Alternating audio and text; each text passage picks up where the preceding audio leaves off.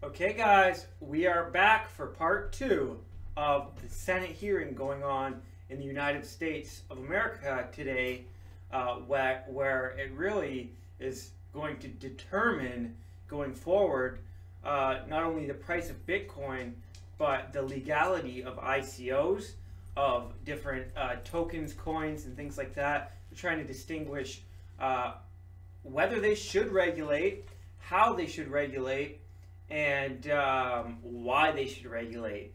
So there is one person, at least here, that I've seen, and if you guys have heard, ahead of time, the opening speech that was a little bit more positive that he wrote that he was going to say, which is not included in this hearing, in this video, this live stream that we're sharing with you, but we will share afterwards. Or if you want, we can share it now. I've got it here on my Telegram. So, what was planned to be said? Well, here it is. Wait. Wrong group. So we'll find it now fairly easily. Okay, so very positive opening statement. Statements from today's SEC hearing. So this is the opening statement that was. There's one person in this hearing, in this debate, that his niece, I think it's the guy that his niece owns Bitcoin and is hodling. They even mentioned the word hodl and what it means in the first part of this video on my channel, so the last video. But this was the opening statement that he had planned to say and was not included in the Bloomberg video. We are entering a new digital era in world financial markets. As we saw with the development of the internet, we cannot put the technology genie back in the bottle. This guy is very, very smart. He's very up to date. He understands what's going on. Once you invent something like blockchain, you can't uninvent it. Virtual currencies mark a paradigm shift in how we think about payments, traditional financial processes, and engaging in economic activity. Ignoring these developments will not make them go away, nor is it a responsible regulatory response. The evolution of these assets, their volatility, and the interest they attract from a rising global millennial population demand serious examination. I wonder why the millennials, the young people, are interested in it. One, because we don't watch the news, because we see through it. Two, because we're more awake. We have learned from, and this is how humanity works. We learn, and we over time we see the flaws that our parents didn't see. And another reason would be that we see the financial system, how it's collapsing, and another reason is we are on social media more. We get our news from online and social media and things like that, so naturally we understand technology, we're better with it, and it comes natural to us. It's not like we were brought up in a world where it was the total polarity of this, and we were not, bombarded with as much propaganda and things like that, although our social media networks are being taken over and infiltrated by the same propaganda and media and control and structure that was manipulating the mainstream media. So now we are building our own systems, our own internet even, our own search engines, our own decentralized things, because we see that centralized authorities become corrupt. So attracting a global millennial population demand serious examination with the proper balance of sound policy, regulatory oversight, and private sector innovation. New technologies will allow American markets to evolve in responsible ways and continue to grow our economy and increase prosperity. And so rather than fighting this, they should go with it, work with us, and same with us, in the crypto community. We need to work with the current system, the current media. We need to work with regulators. And here in Toronto, one of our council members, Norm Kelly, is very interested in cryptocurrencies and bringing the benefits and uses to daily functions in Toronto, which is one of our biggest cities, our capital cities in Canada.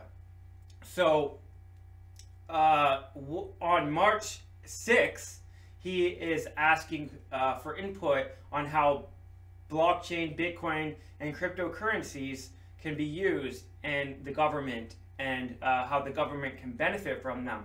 He's interested in allowing people to pay property taxes with cryptocurrencies, utility bills, and land transfer payments and things like that with cryptocurrencies, as well as use blockchain in the government to make it more transparent and what they're spending their money on.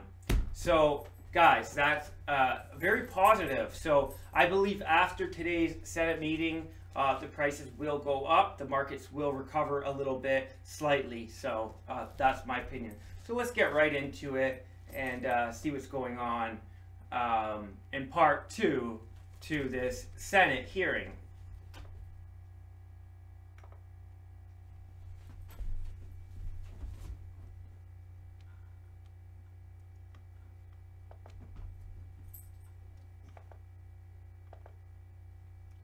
I want to go change the subject just a little bit back to Bitcoin here, or to cryptocurrencies.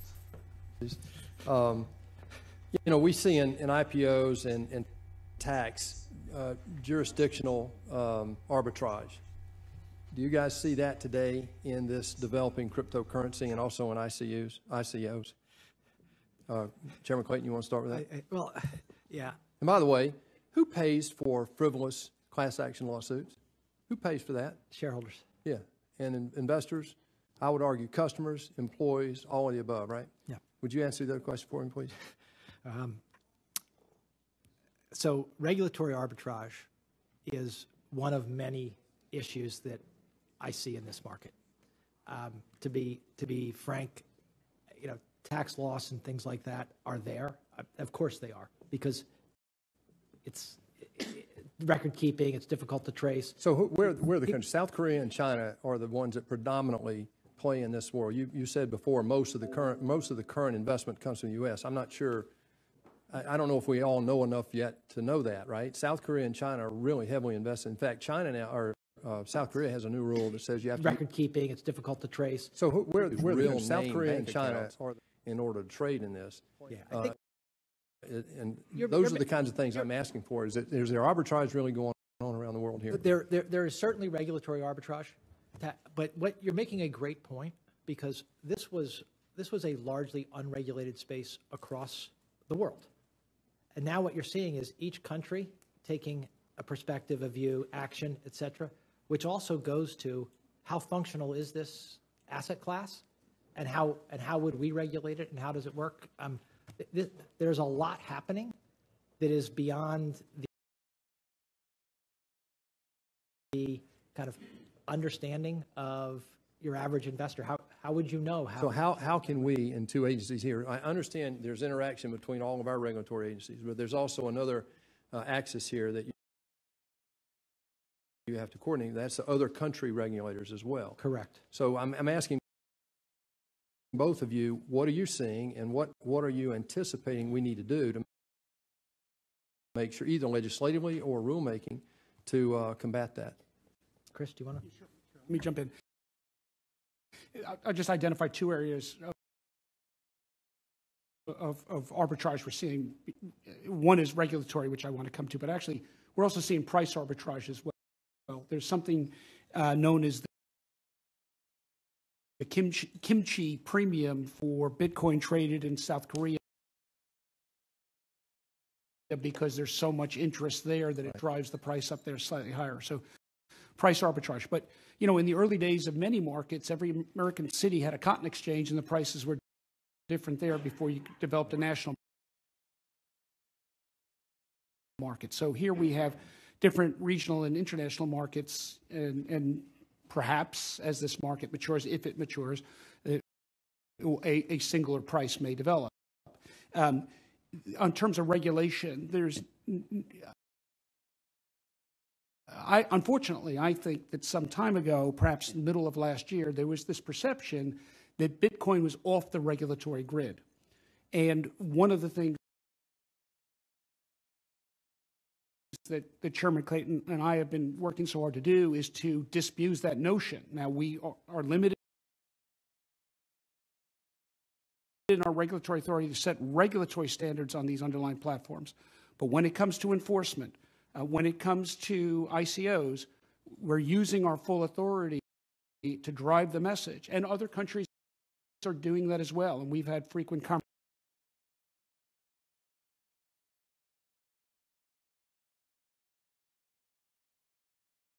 conversations. I spoke recently, or had communication recently with the head of the Japan Financial Service Agency about some things that were going on there. Jay Clayton spoke very eloquently at the FSB meeting recently in Basel, Switzerland. We are beginning our communication with other regulators, and I think the message is getting through that this is not off the grid. And I think part of that is now you're seeing it in the Bitcoin price. As the word is getting out that we will go after misconduct, I think you're starting to see that reflect in the price, and I think that's an important step. Well, what little time we have left, I'd like both of you to respond to the pump and dump efforts that are underway right now. You see this beginning to develop. Can you, I know you're both involved in this, can you both address what your agencies are doing to combat that? Senator Perdue, this is one of the things that I'm worried that investors don't understand, which is when you have an unregulated exchange, the ability to manipulate prices goes up significantly. And you know, just a few coordinated sales can change a price. Or an email, a fraudulent email. Correct. Yeah. I've mentioned we formed this virtual currency enforcement task force. I mean, we've got some really good people on this. And as we've brought 3 actions in the last few weeks. I said there are more to come. There are more to come. We are digging deep and learning a lot and seeing a lot. And I don't want to get ahead of that.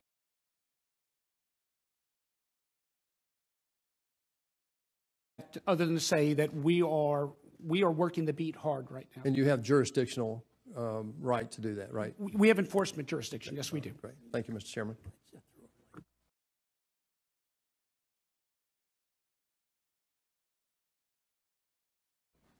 Senator Donnelly.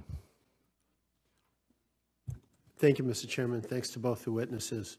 And this would be to both of you. Now that the SEC and the CFTC have asserted jurisdiction and warned the public of the risks posed by virtual currency operators, what other ways can your agencies prevent retail investors from falling victim to fraud and manipulation? Yeah. I'm happy to take this question, Senator. Earlier, Senator Ranking Member Brown mentioned what are we doing with the CFPB. We've actually formed a partnership with the CFPB to consumer education in the area of Bitcoin. One of the things I've learned recently is that America's libraries are a place where a lot of people go and research Bitcoin. In fact, they use the library computer as one of the most frequently searched items from a library computer is Bitcoin. And so we're teaming up with CFPB to go out to America's libraries to educate librarians who often get some of the questions asked, to be able to direct library patrons to use our resources, our Bitcoin website and our other resources. So we are really getting very creative in the area of consumer education. I've mentioned we've got several podcasts on this subject, which are with thousands of downloads. We are working as hard as we've ever worked. We've never done as much work on consumer education as we've done with virtual currency. We also have an Office of Investor Education that has been engaged with a number of groups on this, and I think they've done a terrific job getting the word out. In terms of like getting the word out, though, there are financial intermediaries and other actors that we're counting on to act responsibly in this area. Okay. Deal with their customers. Well, let me ask you a follow-up, and it goes to the point you just made about the libraries and others. Are you concerned that retail investors will remain vulnerable to fraudulent and manipulative online solicitations that are sometimes more difficult for you guys to pick up? Senator, in the broad range of marketplaces, seniors seem to be the prey of choice for fraudsters and manipulators. Whether it's in precious metals, whether it's in foreign exchange, whether it's in a whole range of products, we see and we prosecute continuously fraudsters who seek to prey on either the less sophisticated seniors who maybe don't quite have the retirement nest egg that they believe they need and fall prey to get-rich-quick schemes or schemes that say we'll guarantee 100% returns and all kinds of nonsense like that. And it's a big part of our enforcement effort at the agency. Let me ask you this, and this goes to perspective and to hopes and dreams, but what warnings would you give? There was an article in the Washington Post yesterday, and it was about good, hardworking Americans, people who have worked really hard and want to have a pension. It was about a group of our friends and neighbors from Kentucky. And the title of the article was, "Bitcoin is My Potential Pension." What would you say to them to help protect them from winding up in a situation a few years from now where it didn't quite work out the way they were hoping? It's such a troubling development, Senator, unquestionably, which is why we're putting out so much materials. But what I would say to them is it's the same advice I'd give my children. If it sounds too good to be true, it is. If they're promising ridiculous returns, they're ridiculous. If you are going to give them money, you'd better be prepared to lose it. I agree with everything that Chairman Giancarlo said. I also would say this to them, which is there are things like disruptive technologies that come along, but they shouldn't disrupt the way you look at markets for us or the way you look at investing. Pumping all of your money into a disruptive technology has a very high likelihood of not working out for you as an individual.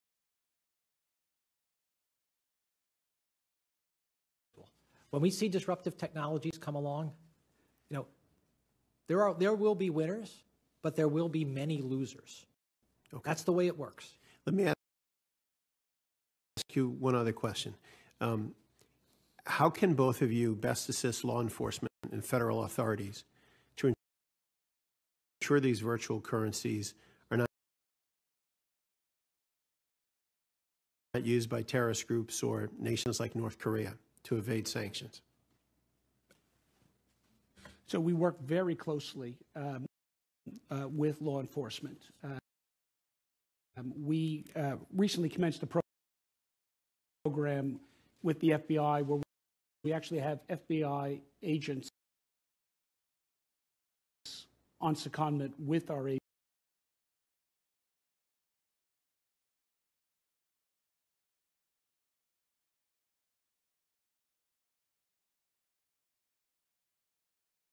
agency in order to look at this. At the end of the day, use of these cash markets for that, it's going to require our cooperation amongst multiple agencies, especially with FinCEN, who often, because of their anti-money laundering operation, may see some of these issues before we can, and then bring our expertise to bear and coordinate with our law enforcement agencies.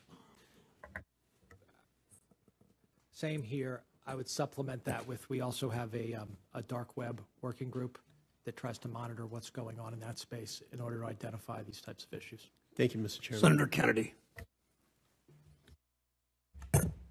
Thank you, Mr. Chairman.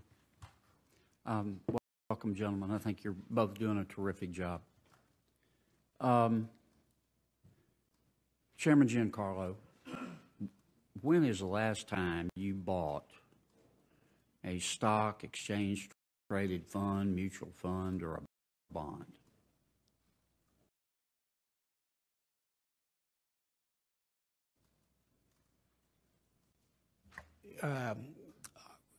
So I hold generally traded funds. Yes. When's the last time you bought one?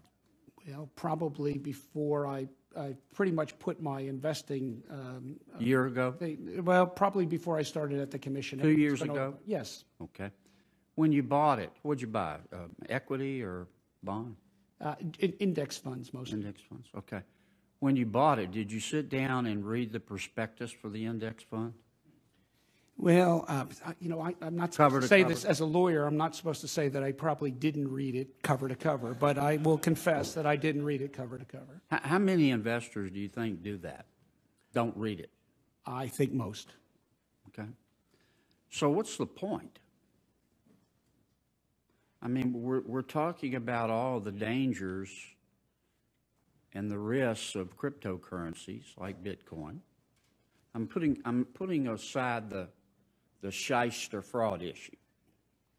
I mean, what's the point of all this over-disclosure if nobody's reading it?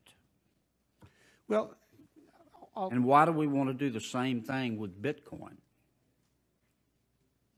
I'll say historically it's been one of the foundational principles of our securities laws that adequacy of disclosure, full disclosure, is one of the building blocks. I will tell you, having been in business, that most business people will tell you they study the prospectus only to see what they can sue on if they need to sue on something if something goes wrong. I mean, I think you see where I'm going. I'm going to ask you both a philosophical question in a second about how far you think we ought to go to protect people from themselves. But I don't think the disclosure we have right now works. I think it's good for the lawyers, and it's good for the financial advisors. But I think we over-disclose. And I think you can, I'll bet you each have a smart lawyer on your staff. You could go to them and say, write me a good disclosure for Bitcoin. And you would get it back and look at it and then pick 50 names from the Washington, D.C. phone book and ask them to come in and say, read this and tell me if it makes sense to you. I mean, what's the point? How far do you think we ought to go here in terms of cryptocurrency? I'm separating this from the blockchain technology. I mean, China outlawed it. So I think South Korea has too. What are you suggesting, that we just go after the shysters and fully disclose? I mean, is that what you think we ought to do? Well, Secretary, yeah. or Chairman? Senator, I think that is exactly the question we're here to pose and take forward, which is, what is the right way to deal with this new technology? I'm not, as just a person watching it, I'm not satisfied when I see people thinking that these trading platforms of cryptocurrencies have the same kind of protections that a stock exchange would. And I'm very unhappy that people are conducting ICOs, like public offerings of stock, when they should know that they should be following the private placement rules unless they're registering with us. Those two things make me unhappy. figuring out how to deal with them is why we're here. I agree with you that we should be careful not to go too far. But for me, just to be clear, for me in this ICO space, it's pretty clear that when people are violating our securities laws work pretty well. Disclosure can be improved. It can really be improved. Well, let me make this suggestion because I don't want to go over. Last time I asked questions, I got a little carried away. I think I went over 3 minutes. And our ranking member put me on double secret probation. So I'm not going to do that today. Like I have the power to do that. He does. The disclosure, I mean, you can extend the disclosure we have now to Bitcoin, and you haven't done anything. I'm not suggesting we shouldn't have disclosure, but you got to have disclosure that makes sense and helps people other than the lawyers. I agree, Senator. Senator Warner. I usually agree with my friend from Louisiana, but I think we may be on top of something that is transformational, and I don't think you can separate the underlying distributed ledger or blockchain from some of these crypto assets. And if we had the same rate of increase that the next 2 years that we've had the last couple of years, we're talking now a couple $100 billion, we'd be at north of $20 trillion caught up in this area by 2020. And I think I remember back, I was lucky enough to get in the cell phone business back in the early 80s, and everybody thought it was going to be a small business, and they were wrong, and I got rich. I think we're looking at the same kind of transformation about to take place, and we are going to have to wrap our arms around it. We've talked about some of the consumer protection issues, but we've got money laundering issues. We've got cybersecurity issues. A third of the Bitcoin exchanges have been cyber hacked between 2009 and 2015. I'm not exactly sure what the right regime ought to be, but I would argue that, well, I commend the Treasury Secretary for putting a working group together, but I would argue this is the reason we created FSOC in the first place, that this rises potentially to the level of a systemically relevant event. And I'd just be curious whether you believe, and I commend what both of you are trying to do, but whether this ought to elevate to an FSOC level analysis. So, Senator, I had the same question you had, which is there's a big rise here. If it does keep going, is this a systemic issue? Which is one of the reasons we brought it up at FSOC, talked about it at FSOC. I again commend the Treasury Secretary for forming the working group. I want to go back to separating ICOs and cryptocurrencies. ICOs that are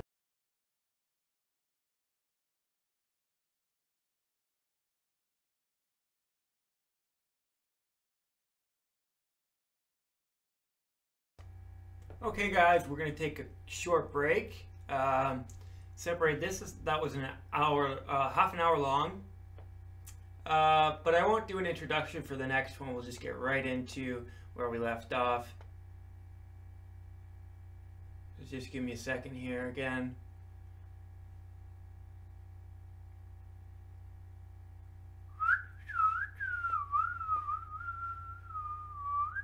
Entertain you guys while you're waiting.